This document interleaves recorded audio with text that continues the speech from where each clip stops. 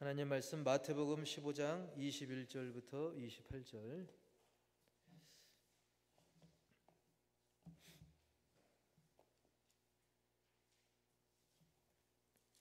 마태복음 15장 21절부터 28절까지입니다.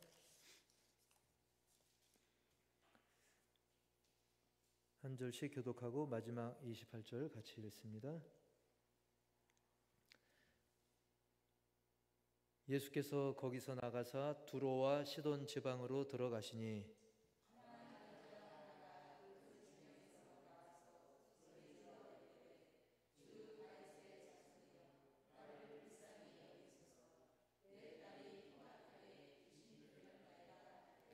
예수는 한 말씀도 대답하지 아니하시니 제자들이 와서 청하여 말하되 그 여자가 우리 뒤에서 소리를 지르오니 그를 보내소서.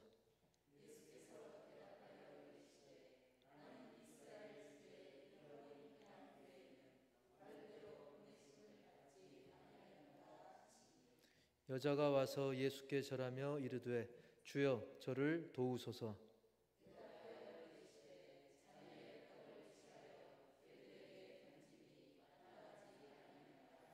여자가 이르되 주여 올소이다마는 개들도 제 주인의 상에서 떨어지는 부스러기를 먹나이다 하니 이에 예수께서 대답하여 이르시되 여자여 내 믿음이 크도다 내 소원대로 되리라 하시니 그때로부터 그의 딸이 나으니라. 아멘. 오늘은 소원대로라는 제목으로 말씀을 전하겠는데요. 여러분의 마음의 소원이 주 안에서 응답되기를 주님의 이름으로 간절히 축복합니다.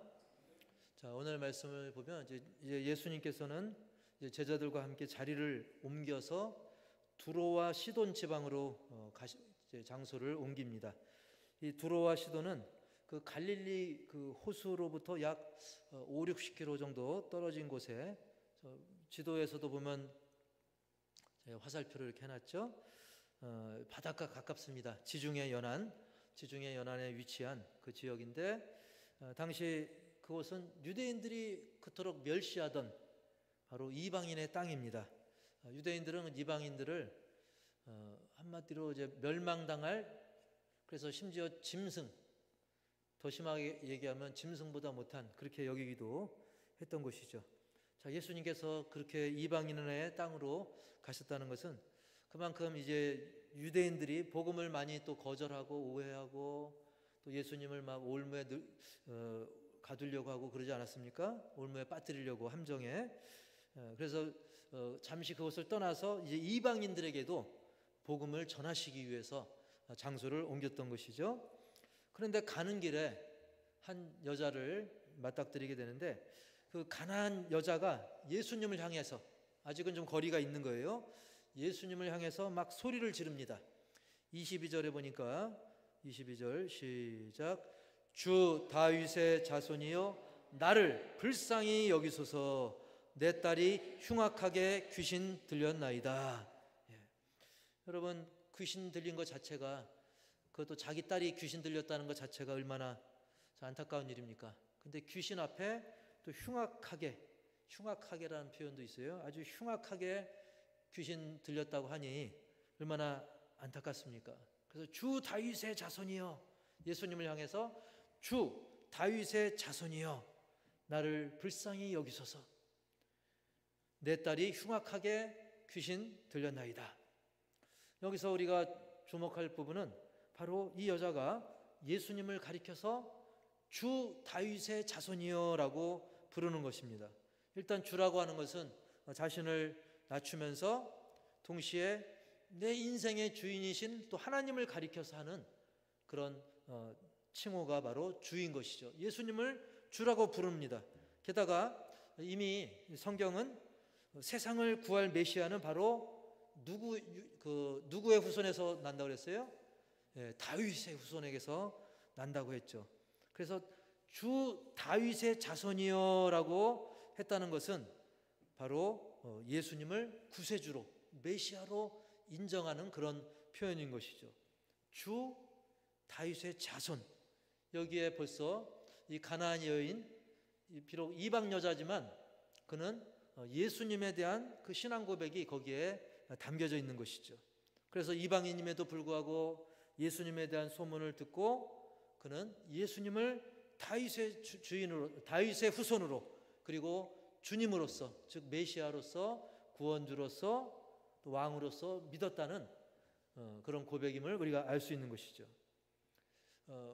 비교해 보면 그저 예수님을 모함하려고 했던 유대인 기득권자들, 바리새인 서기관, 그리고 예수님을 따라다니긴 하는데 그냥 맹목적으로 먹고 마시고 뭐 신기한 거 구경하고 그런 유대인들 무리들, 그리고 예수님과 가장 가까이 따라다니면서 예수님을 보필하던, 하지만 그럼에도 불구하고 믿음 없이 바리새인 눈치나 보던 그런 제자들보다도 어쩌면 더 순전한, 훨씬 순전한 믿음이라고 할 수 있는 것입니다. 그런데 과연 그녀의 간절한 부탁은 뭡니까? 바로 나를 좀 불쌍히 여겨달라는 거예요. 나를 불쌍히 여기소서. 왜 불쌍히 여겨달라고 했냐면 바로 내 딸이 흉악하게 귀신 들렸다는 거예요. 그러니까 그런 나를 불쌍히 여겨달라고 그는, 그 가나안 여자는 막 소리를 질렀던 것이죠. 자, 이런 외침에 우리는 뭘 상상할 수 있습니까? 뭐 예수님, 사랑의 예수님이니까 그 가나안 여자의 그 외침을 듣는 즉시 당장 고쳐주시겠지. 아니면 그래, 사연이 어떻게 되냐, 뭔가 이렇게 따뜻한 표현을 우리는 기대할 수 있습니다. 그러나 예수님의 반응은 의외였습니다. 예수님은 침묵을 하셨어요. 무덤덤, 무반응을 보이셨던 거예요. 만약에 그 입장을 바꿔놓고 생각하면, 우리가 가나안 여자라고 했다고 한다면 굉장히 좀 기분이 나빴을 것 같지 않습니까? 무시당하는 느낌이잖아요.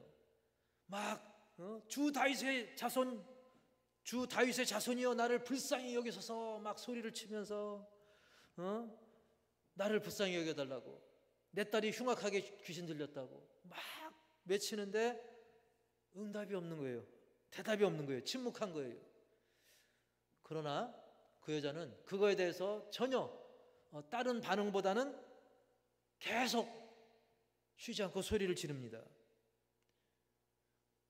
계속 소리를 지르니까 이제는 제자들이, 예수님도 가만히 있는데 제자들이 참을 수가 없었어요. 그래서 예수님께 제자들이 한 소리를 하죠. 23절 후반절에 이렇게 말씀합니다. 시작. 그 여자여, 다시 시작. 그 여자가 우리 뒤에서 소리를 지르오니 그를 보내소서. 예수님 지금 뭐 하십니까? 가만히 계시면 어떡합니까? 뭐 고쳐서 보내시든지, 쉽게 말하면, 아니면 아예 뭐 쫓아 보내시든, 정말 이 독한 여자, 끈질긴 여자 좀 어떻게 좀 해주세요, 그런 거죠. 근데 이런 태도를 보면 이 제자들을 보니까 참 이 불쌍한 이방 여인에 대해서 긍휼하고 어떤 사랑의 감정보다는 좀 귀찮고 막 시끄럽고 그런 거예요. 그런 생각이 앞선 것을 우리가 읽을 수 있는데요. 그때 예수님께서는 계속 침묵했느냐, 드디어 침묵을 깼습니다. 그래서 상냥한 부드러운 대답을 하실 줄 알았는데 그냥 침묵하는 것보다 더 나아가서 아예 매정한 답을 또 해주셔요. 24절 시작. 다른 데로 보내심을 받지 아니하였노라. 아멘. 나는 이스라엘 집에 잃어버린 양, 바로 유대인들 중에서 하나님을 떠나 있는 그런 잃은 양 같은 그런 사람들을 위해서 보냄받았지, 저 이방인을 위해서 내가 보냄받은 게 아니다. 저 여자 이방 여인이니까 상관없다. 우리가 볼 때는 아니 어찌 이게 인자하신, 사랑이 많으신 예수님의 입에서 이런 말이 나올까? 이렇게 생각할 수 있어요. 이런 반응을 보고 그 가나안 여자는 안색이 확 변하면서 예수님을 막 저주하면서 막 투덜거리면서 돌아갈 만한 그런 상황이었지만 오히려 그녀는 예수님께 더 가까이 갑니다. 25절 시작. 여자가 와서 예수께 절하며 이르되 주여 저를 도우소서. 여자가 와서 그랬어요. 그러니까 예수님은 침묵으로 일관하다가 이제는 나는 너희 같은 이방인들 위해서 보냄받은 게 아니야. 나는 이스라엘 집에 잃어버린 양들 위해서, 이 유대 민족, 이 선택받은 민족 위해서 보냄받았지 너 같은 이방 여자를 위해서 보냄받은 게 아니야. 심한 얘기 하신 거거든요. 근데 이 여자는 더 가까이 와가지고 예수님께 절까지 하면서 주여 저를 도우소서라고 간절히 외쳤다는 거예요. 그러니까 아까는 주여 하면서 한술 더 떴다가 한다면 이제는 아예 5숟가락 10숟가락 더 떠가지고 예수님께 막 절까지 하면서 계속 도와달라고 때를 썼던 거죠. 그러면 이 정도 했으면 사실은 어떻게 해야 돼요? 아 그러냐 오냐 이렇게 해줄 줄 알았는데 예수님도 또 한 걸음 또 더 한술을 또 더 뜨십니다. 26절 시작. 대답하여 이르시되 자녀의 떡을 취하여 개들에게 던짐이 마땅하지 아니하니라. 어떻게 보면 이 여자를 개 취급하는 그런 모양새죠. 그러니까 예를 들면 내게 먹을 떡이 있으면 이게 자녀가 먹을 떡이에요. 우리 아이들 먹을 떡이에요. 근데 이거를 개한테 준다? 이건 마땅하지 않지 않냐 그거예요. 예를 들면 여기서 말하는 자녀들은 유대인들이죠. 근데 유대인들이 받아야 될 은혜를 이방인들에게 개 같은, 개보다 못한 너희들에게 주는 게 맞겠냐? 너무나 세게 정말 상처받을 만한 그 이야기를 한 거죠. 이런 모습이 어떻게 보면 예수님에게서는 참 어울리지 않아 보이는 모습입니다. 그래서 여기까지만 보면 우리는 실망할 수도 있을 거예요. 그러니까 예수님께서 막 라이트 훅, 레프트 훅, 나중에 카운터까지 날리는 듯한 그 정도 두들겨 맞으면 막 그 이방인 여자는 그야말로 해롱해롱 그러기 상태에 빠지지 않을까 할 정도로 이런 강력하게 몰아가는 말씀을 하시죠. 그럼에도 불구하고 이 여자는 물러나지 않고 오히려 그렇게 대답을 합니다. 27절 시작. 여자가 이르되 주여 올소이다마는 개들도 제 주인의 상에서 떨어지는 부스러기를 먹나이다 하니. 아멘. 여기서도 보니까 여자가 이르되 뭐라 그랬어요? 주여 그랬다는 거예요. 여자가 말했다고요? 주여. 여전히 예수님을 주여라고 고백을 하는 거예요. 그러면서 주님 옳습니다. 맞습니다. 맞고요. 하지만 개들도 그래요. 인정하는 거예요. 나도 개 같습니다. 개같이 연약하고 부족한 존재지만 그런 개들도 그 주인의 상에서 떨어지는 부스러기라도 그거라도 먹지 않습니까? 주님, 저는 자격 없고 부족하지만 그 부스러기 은혜라도 개들도 그거 먹지 않습니까? 주님, 은혜를 갈망합니다. 그런 간구를 했던 거죠. 그제서야 예수님은 결론을 내려주시죠. 28절 시작. 이에 예수께서 대답하여 이르시되 여자야 내 믿음이 크도다. 내 소원대로 되리라 하시니 그때로부터 그의 딸이 나으니라. 할렐루야. 내 믿음이 크도다. 내 소원대로 되리라. 그러니까 예수님은 다 계획이 있었던 거예요. 여러분 따라서 합시다. 예수님은 계획이 있다. 근데 그 계획이 실제로 진행되는 그 중간에 우리가 얼른 판단해버리고 예수님 이거 못 쓰겠네. 예수님 이럴 수가. 예수님 이거 엉망이네. 우리가 미리 결론 내면 안 되는 거예요. 다 주님의 계획이 있는 것이죠. 그래서 첫 번째 시작. 때를 기다리는 믿음. 여러분 기다리시기 바랍니다. 우리가 하나님께 아무리 예수 이름으로 기도해도 뭔가 침묵하시는 것 같고, 그죠? 그 가나안 여인을 향해서도 처음에 침묵하셨잖아요. 그래도 우리는 기도의 자리를, 말씀의 자리를, 은혜의 자리를 결코 떠나지 마시기 바랍니다.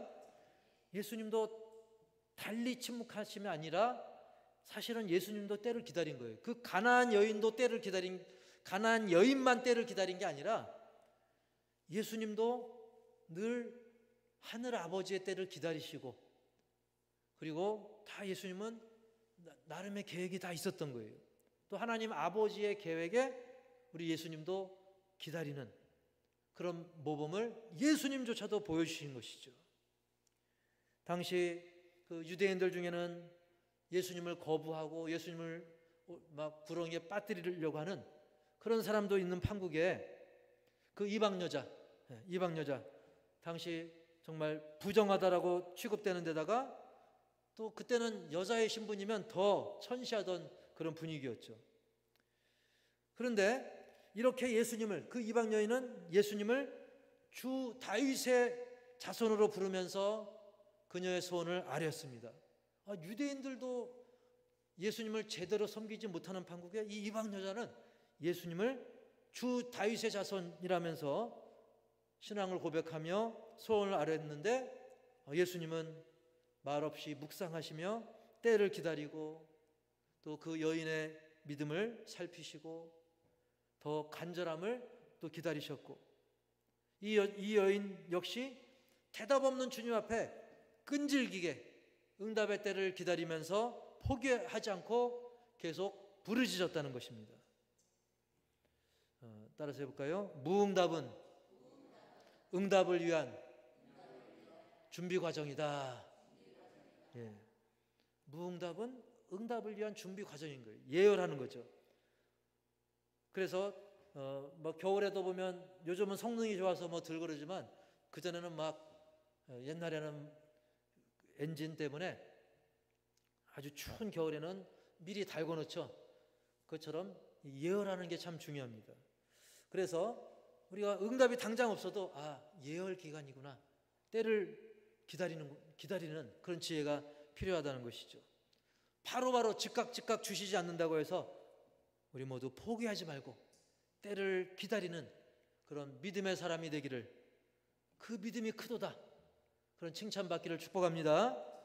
그 첫 번째는 때를 기다리는 믿음이었고, 두 번째로는 시작, 순서를 기다릴 줄 아는 믿음. 순서를 기다릴 줄 알아야 된다는 거예요. 우리가 순서가 있잖아요. 뭐 줄을 딱 쓰고 순서가 있는 것이죠. 자, 그래서 침묵하시던 예수님께서는 입을 열어서 이제 말씀하신 내용이 뭐였냐면 24절 시작, 나는 이스라엘 집에 잃어버린 양 외에는 다른 데로 보내심을 받지 아니하였노라. 즉 우선은 유대인을 위해서 파송됐다는 거예요. 그리고 여기에 또 같이 나란히 하는 마태복음 10장 6절에 보니까 나란히 하는 구절이 있어요. 시작, 오히려 이스라엘 집에 잃어버린 양에게로 가라. 이방이 아니라 이스라엘 집. 10장에서도 이스라엘 집, 그리고 오늘 15장에서도 이스라엘 집. 그런데 이것은 사실 이스라엘 집만이 아닙니다. 유대인만 그게 아니라 순서상 그렇다는 거예요. 복음 전파의 순서가 그렇다는 것이지 이방인은 절대 구원 안 된다, 그 뜻이 아니라는 거예요. 우리가 어디 가도 뭐 노약자 먼저 이렇게 그런 것도 있고 보면 가끔 순서가 있어요. 나이 순으로 뭐 키 순으로, 학교 가도 다 질서를 위해서 순서라는 게 있잖아요. 그 차별이 아니라 그것을 또 효율적으로 잘 하기 위해서 하는 경우가 많죠. 어쨌든 하나님의 그 순서가 먼저 유대인, 그 다음에 이방인이었던 거지 이방인이 아예 안 된다는 뜻은 아니라는 겁니다. 그래서 우리가 사도행전 1장 8절에서도 알 수 있잖아요. 시작, 오직 성령이 너희에게 임하시면 너희가 권능을 받고 예루살렘과 온 유대와 사마리아와 땅끝까지 이르러 내 증인이 되리라 하시니라. 아멘. 여러분, 그렇습니다. 예루살렘, 그리고 온 유대, 그리고 사마리아, 저 화살표 있는 저 사마리아, 그리고 더 나아가서 땅끝까지, 즉 전 세계로 복음이 전파되고 확장될 것을 우리 주님은 말씀하신 것을 믿으시기 바랍니다. 그러니까 이방인들을 차별한 게 아니라 순서가 좀 뒤에 있다 뿐인 거예요. 예수님도 이 순서를, 하나님이 정하신 순서를 갖고 일하셨다는 거예요. 그리고 예수님의 모든 사역도 보면 나름의 질서와 순서가 있는 것을 알 수가 있습니다. 여러분, 예수님도 때를 기다렸잖아요. 까짓거 예수님 정도 되면 초등학생 나이 때, 아니 유치원 나이 때건 언제 상관없잖아요. 어릴 때도 예수님이 그냥 그까짓 거 그냥 확 구원해버려 이렇게 할 수 없겠어요? 충분히 할 수 있지만 예수님은 때를 기다렸고요, 그 다음에 순서를 또 역시 기다렸던 것입니다. 그까짓 거 이제 나이 30 됐으니까 빨리 붙잡히자, 빨리 붙잡히고 빨리 못 박히자, 그럼 빨리 휙휙 될 거 아닙니까? 죽으시고 3일을 기다립니까? 그냥 빨리 그냥 한 몇 시간 있다가 부활하시지. 여러분, 다 아버지의 뜻, 아버지의 순서, 아버지의 정해진 때, 이것을 예수님은 지켰어요. 능력이 없어서 그런 게 아닙니다. 다 하나님 아버지의 뜻대로 예수님은 그 질서의 하나님, 거기에 순종하는 본을 보이셨다는 것입니다. 그렇습니다. 우리는 저는 순서를 잘 모르겠어요. 그냥 우리는 순서 잘 모르겠으면 말씀대로 하면 됩니다. 말씀대로. 여러분, 말씀대로 순서대로 순종할 수 있기를 축복합니다. 우리는 그 순서를 모르지만 그냥 말씀대로 순종하면 그 순서대로 되는 거예요. 이 가나안 여인은 정말 자기 순서가 정확히 언제인지 몰랐지만 어쨌든 지금 이때를 놓치기 싫었고 예수님을 주님으로 고백하면서 간절히 외쳤을 때, 그때가 그 여인의 순서가 됐던 거예요. 처음 부르짖었을 때 아니었지만 계속 부르짖을 때 그때가 찼던 거예요. 그 순서의 때가 찼던 것이죠. 모든 일엔 순서가 있는 것입니다. 제가 자주 예를 들었지만 속옷 입고 겉옷 입는 것이지, 겉옷 입고 거기에 속옷 입으면 얼마나 우스꽝스럽겠습니까? 여러분, 순서를 기다리는 것도 믿음인 줄 믿습니다. 그 다음에 세 번째로, 시작. 큰 믿음이 소원을 이룬다. 저 그림 보면 이렇게 계획의 부스러기 이제 떨어뜨리는 그 그림도 나오고, 오늘 말씀을 이제 설명하는 그림이 나오는데, 28절 시작. 내 소원대로 되리라. 큰 믿음이 그 소원을 이룬다는 것입니다. 사실 예수님으로부터 너 믿음이 있구나, 너 믿음이 있구나라는 소리만 들어도 행복할 것 같지 않아요? 심지어 야, 너에게 겨자씨만한 믿음이라도 있구나, 그 정도만 돼도 우리는 기쁠 텐데, 이 여인은 내 믿음이 크도다, 이런 칭찬을 받았어요. 여러분, 그렇다면 큰 믿음이 뭐겠습니까? 이 여인의 모습을 보세요. 이 여인이 뭐 엄청난 걸 했습니까? 예루살렘 성전을 위해서 큰 걸 어떻게 바쳤습니까? 아니면 거창한 걸 예수님 앞에 꽃다발을 안겼습니까? 그것도 아니었어요. 큰 믿음이라고, 큰 믿음으로 인정받았던 것은 뭔가 눈에 띄고 거창한 걸 했다고 해서, 물론 필요에 의해서 그런 걸 할 수도 있습니다. 다만 그게 다가 아니라는 거예요. 어떻게 보면 참 부스러기처럼 별거 아닌 것 같고, 어찌 생각해 보면 이 여인의 상황을 보세요. 어떻게 보면 그 과정까지만 보면 좀 치사해 보이는 부분도 있잖아요. 그죠? 있죠? 좀 억울해 보이는 부분도 있고. 근데 뭡니까? 이 여인은 은혜를 사모하면서, 끝까지 기다리면서 사모하는 마음, 그리고 감사할 줄 아는 그 믿음, 그 믿음이 예수님께로부터 내 믿음이 크도다라고 인정받은 것을 믿으시기 바랍니다. 그리고 어떤 상황과 말에 흔들리지 않았어요. 그 주변에 구경꾼이 얼마나 많았겠습니까? 그리고 무엇보다 제자들이 보고 있을 때 예수님이 이 여자 좀 어떻게 해봐요. 얼마나 참 비참해 보이지 않았습니까? 얼마나 비참해 보이지 않겠습니까? 그럼에도 불구하고 흔들리지 않았다는 거예요. 여러분, 그저 은혜라면 예수님 부스러기도 괜찮습니다. 주옵소서, 이런 사모하는 마음, 포기하지 않고 주님을 붙드는 이 마음, 그것이 내 믿음이 크도다라고, 그리고 딸에 대한 그 간절한 사랑, 자기 딸에 대한 간절한 사랑. 오늘날 자기 자식이라도 너는 너 인생이고 나는 나다, 그런 경우가 얼마나 많습니까? 하지만 어쨌든 이 사랑하는 딸에 대한 이 애절한 마음, 이 모든 것을 주님은 보시고 네 믿음이 크도다, 네 소원대로 되리라. 여러분, 이럴 때 세상의 논리, 세상의 상식, 법칙도 초월하는 기적의 주인공이 되기도 하는 것입니다. 그게 큰 믿음인 것입니다. 그게 바로 소원대로 되는 비법인 거예요. 근데 놀라운 것은 비법은 어느 특정한 사람만 알 수 있는데 주님이 알려주신 비법은 공공연한 비법이에요. 인내하고 사랑하고 포기하지 않고 주님 붙들고 주님을 주로 고백하고 어떤 상황에서도 순서를 기다리고 때를 기다린 믿음,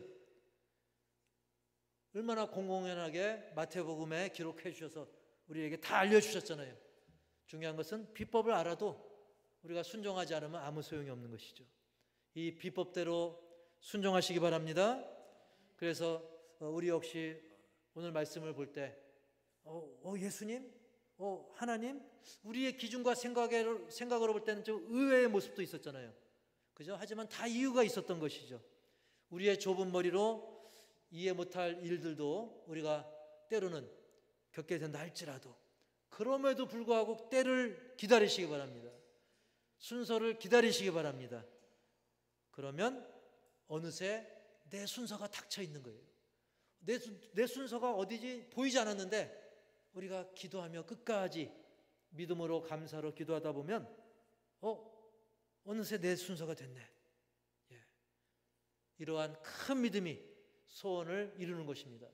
거창하지 않을지라도 우리도 이 가나안 여인의 믿음, 이런 큰 믿음으로 소원을 이루고 간증하는 주인공들이 다 되기를, 그래서 주변의 많은 영혼들을 주님께 이끌고 그들도 예수님 안에서 그 소원을 이루어가는 행복을 느낄 수 있도록 증거하는 우리의 삶이 되기를 주님의 이름으로 간절히 축원합니다.